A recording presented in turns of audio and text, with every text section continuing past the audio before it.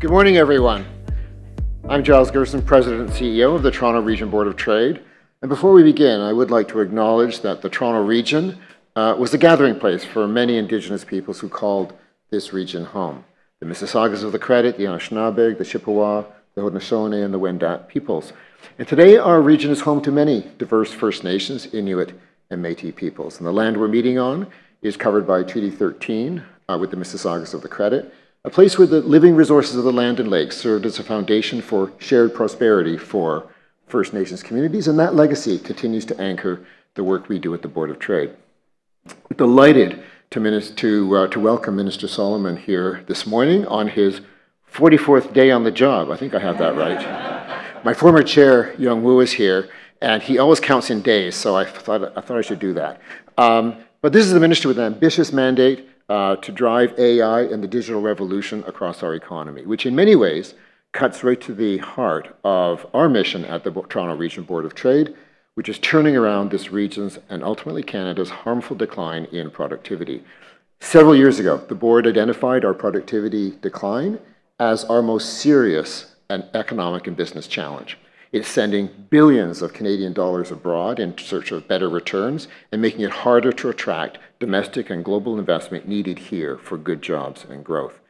Even by 2022, 3 years ago, Canadian productivity had fallen to 71% of US levels, a decline from 87% in 1985, and we all know it's continued to decline since. Today, GTA's productivity gap compared to 11 US representative US metros is a whopping $99,000 per person. That productivity gap really matters because in reality, it is a prosperity gap. Basically, compared to south of the border, we've been getting poorer.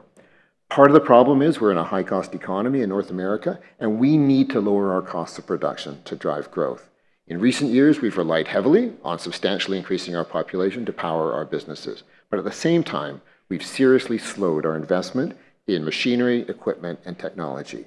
For example, a new study we commissioned at the board has shockingly found that in Ontario, fewer than 15% of senior manufacturing leaders rate their company's tech adoption as advanced. Fewer than 15%. But 86% say new technology could transform their businesses.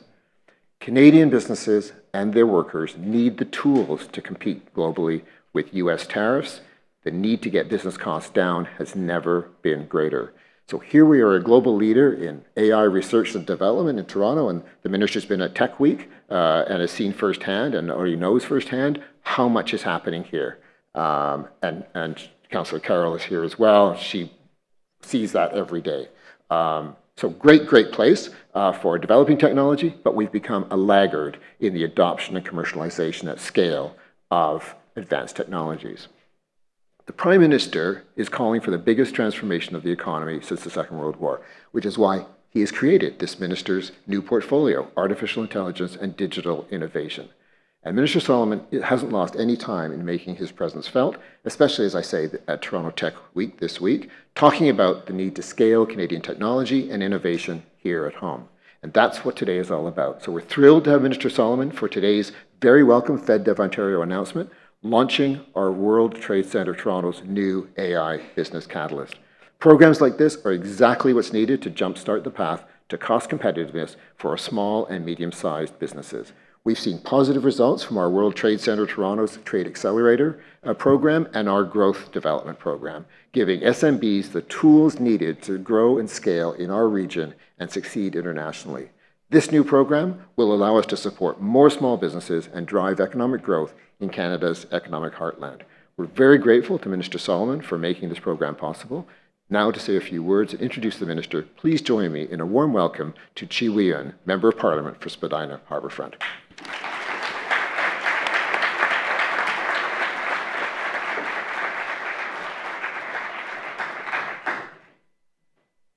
Bonjour tout le monde. Good morning, everyone.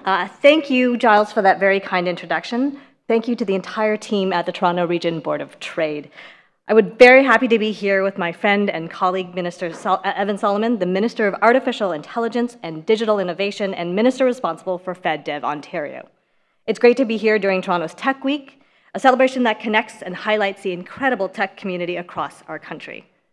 This is a valuable opportunity to shine a light on innovators like TRBot, who are driving breakthroughs to improve lives and fuel our economy, and think about how to get our region moving to ensure our prosperity. This city is home to over 450 AI companies and creating over 60,000 jobs in the last 5 years.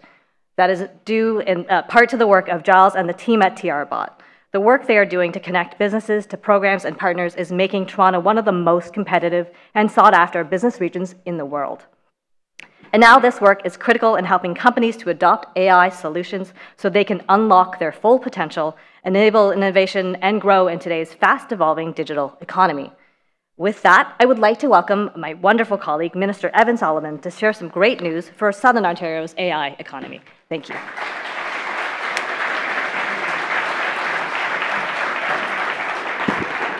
Thanks, Chi. Can I just say quickly, Chi's awesome, okay? She's a new MP. She has been already so impactful on her community.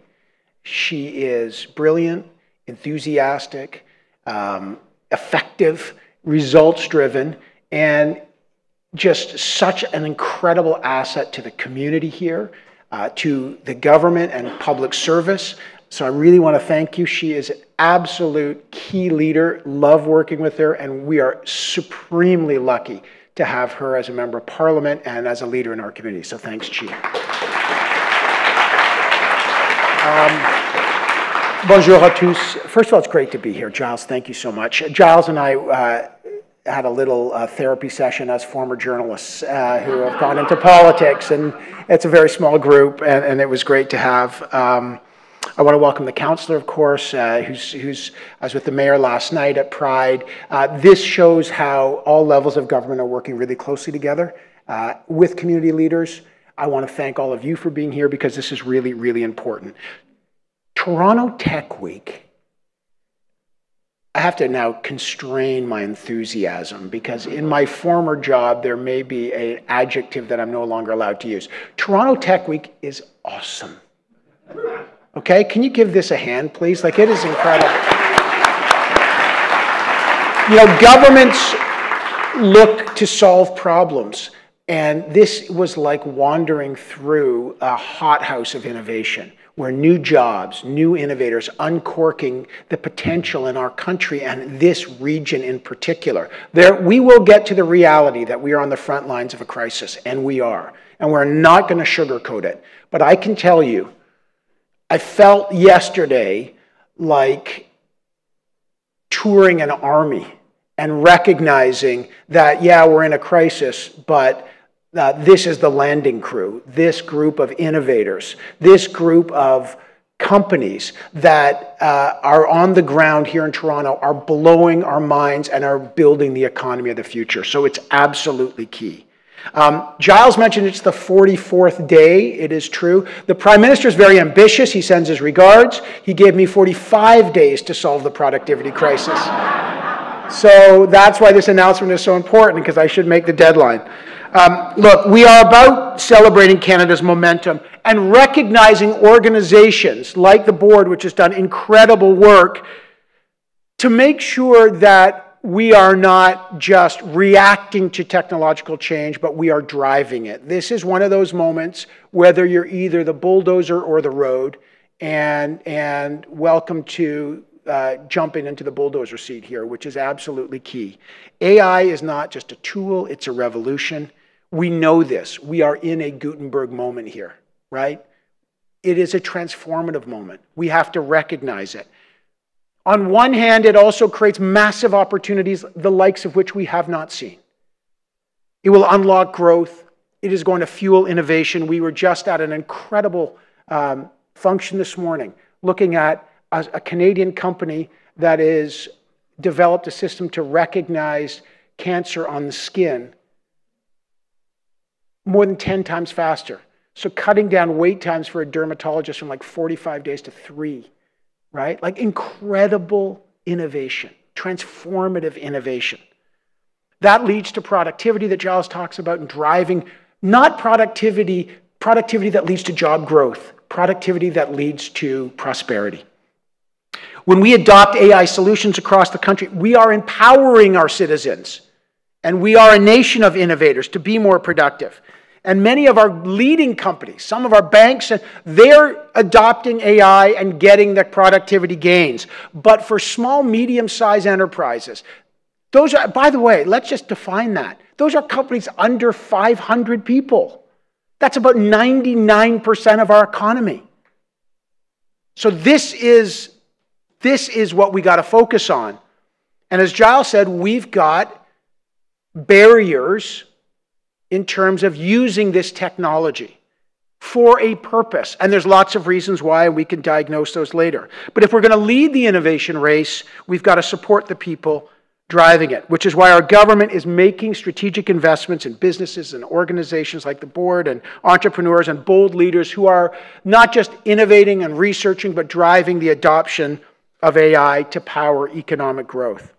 Our mission, when the Prime Minister created this ministry, is because he recognized in this incredible moment where we've got a political transformation, the likes of which we have not seen since the Second World War. This is a transformative geopolitical upheaval at the same time as a transformative technological paradigm shift. When you get those two perfect storms crashing, massive opportunity, but you got to know how to navigate because it can be turbulent waters. And he recognized that, and he created a ministry to focus on this transformative technology so we drive the benefits of it. And our mission is simple, and I've said it all week. We need to scale our champions and scale our businesses. You cannot compete without scale. We've got to make sure that we commercialize, take our world-leading research. We're at the Vector Institute, U of T, all sorts of fantastic resources right here. We could all take a cab there in 10 minutes, depending on traffic. I said that, and everyone here is like, there is no such thing as a 10-minute cab ride. To see world-class research, to drive commercialization, and to make sure the jobs stay here, the IP stays here, right? Which is really important. And then we build our own ecosystem. So we've got to scale, we've got to drive commercialization, we've got to drive adoption, and we'll get to our announcement in a minute, which is absolutely critical. Adoption not for the sake of adoption, but for the sake of productivity and job growth. And companies have to know that. Like, why are you doing this? This is not the new pair of jeans that everyone's wearing. It is not a fad. It is a tool that will transform your business. And if you don't use it, there's no other option. You have to use these things. And then you get up to trust, light, tight, right regulation that drives trust. Trust is a barrier to adoption. We need to build that. Innovation without trust will be innovation that can't find a market. And that's one of the barriers. So we need to build trust. And then you get to sovereignty and security. This is about our security economically and then geopolitically. We need these industries. AI sovereignty is a primary mission of this government. So this is why, as part of this, we need to make sure that people have a trusted, safe way to understand this technology and not do it from a fear-based position, but from a confident position. Not on your back foot, but on your front foot. And this is why we are so proud to be investing $2.4 million in the board to launch this new AI Business Catalyst program. And I want to thank Giles and your entire team who are partnering with us on this, which is fantastic. There's a match on that. This program will allow up to 75 small, medium-sized businesses and 460 participants across Southern Ontario to receive targeted training, mentorship, advisory service to help build that foundational AI knowledge and adopt advanced AI solutions. I spent 10 years of my life as an entrepreneur building a company here in Southern Ontario. Like, you're the janitor and the CEO. There is no time for anything, right? It's hard to find your loved ones, spend time with your kids.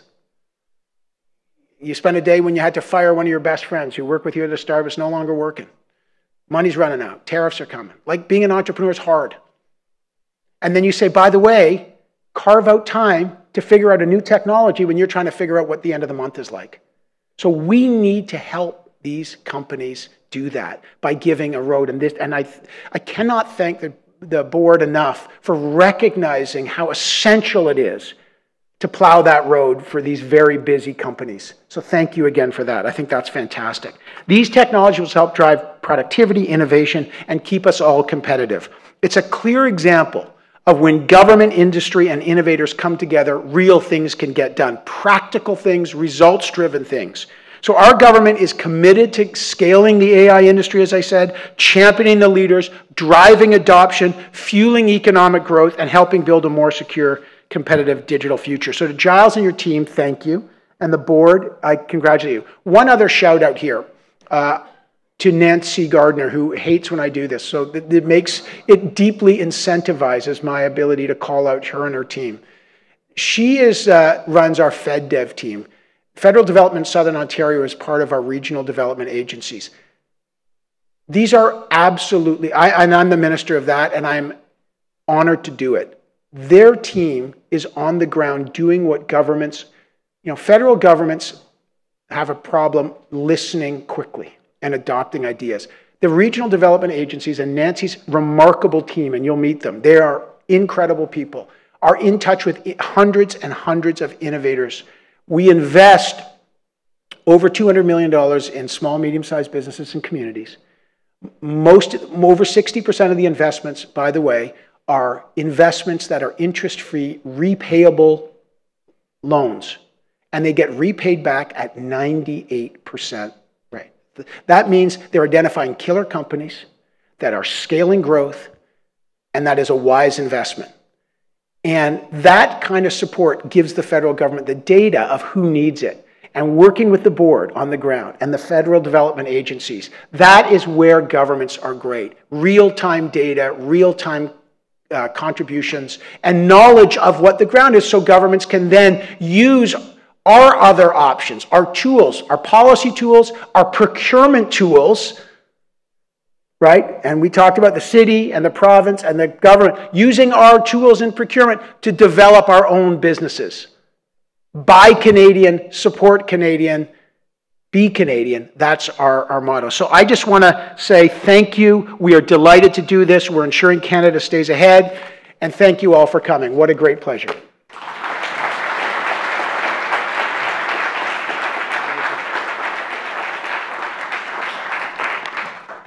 Thank you, Minister, and thank you, MP Nguyen. Your enthusiasm is infectious. I think how you got all these people here on a Thursday morning, but really it's exciting and a long time coming. If I could be honest. I also want to echo what you had to say about the President of FedDev Ontario, Deputy Minister Nancy Gardner. I've been a colleague of hers for a long time in government, outside government. It's a super agency in terms of the speed with which it operates, the smart approach to economic development, and agility. So all of those things. So thank you, Nancy, and thank you, Minister, for all of this. Now, as you said, this program is intended to catalyze business growth for SMBs in the region, giving business the opportunity to really grow, I think, a critical part of our productivity challenge. We both said it. We've all said it. And we really do appreciate the support from FedDev Ontario and the Government of Canada to make this program come alive. Now, to tell you more about the program, just a little bit more about the program and what we're hoping to achieve is John Warren, who is our Vice President of the World Trade Center Toronto. John's been with us since 2022, joining us after 12 years, I'll say at the rock face of innovation at Mars, a 10-minute cab ride, up the street. But here's John.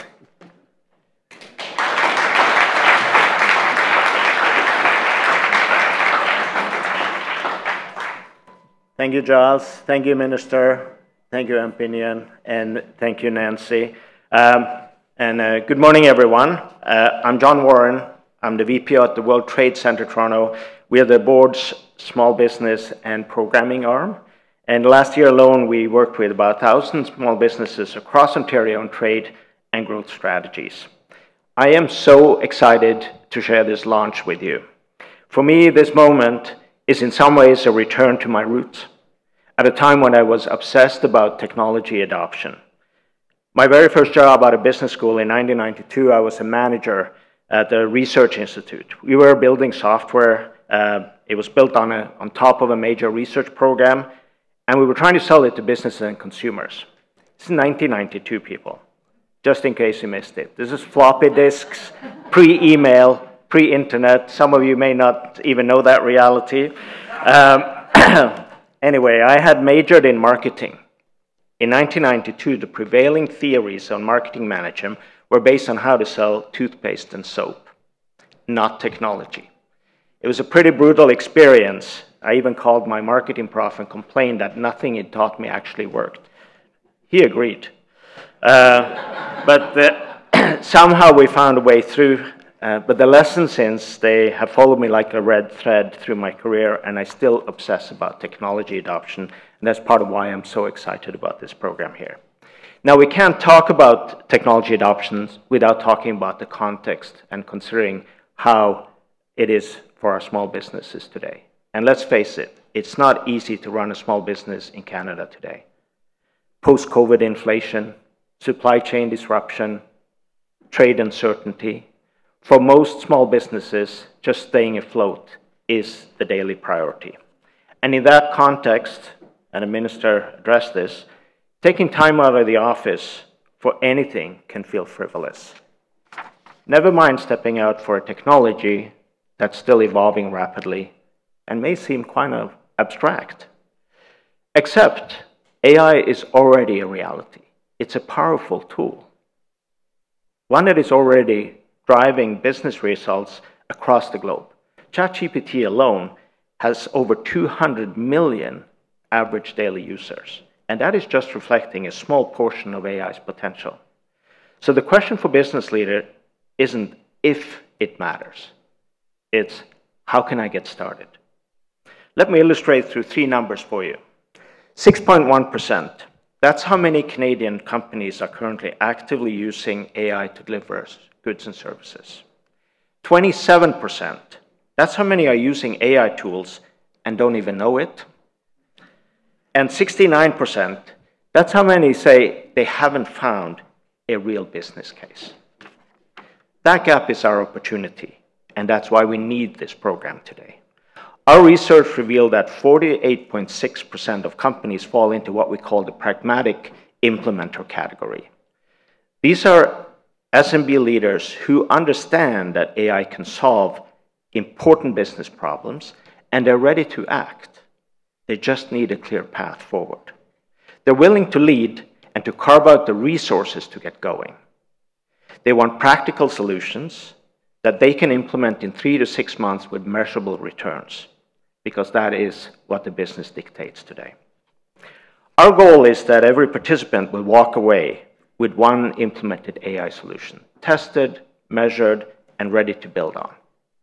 Not because the single implementation would make all the difference alone, but because through that process, leaders will figure out how to think about AI, how to plan for AI, and how to implement AI.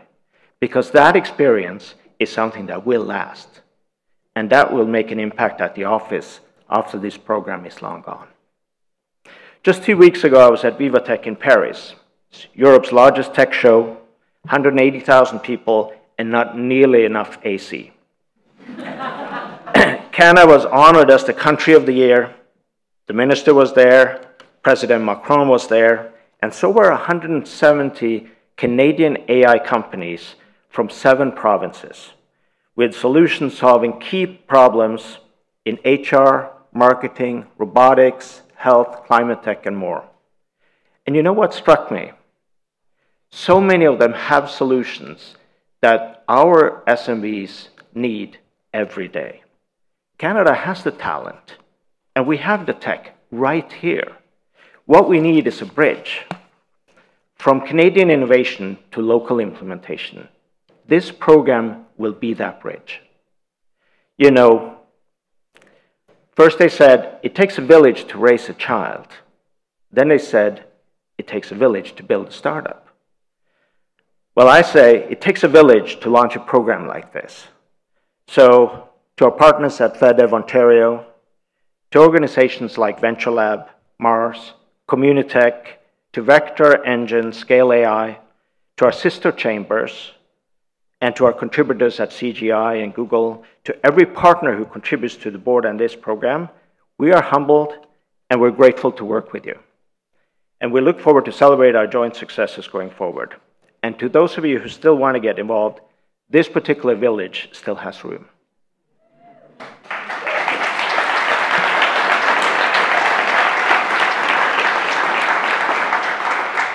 As Giles mentioned earlier, this program is important for our region and for Canada.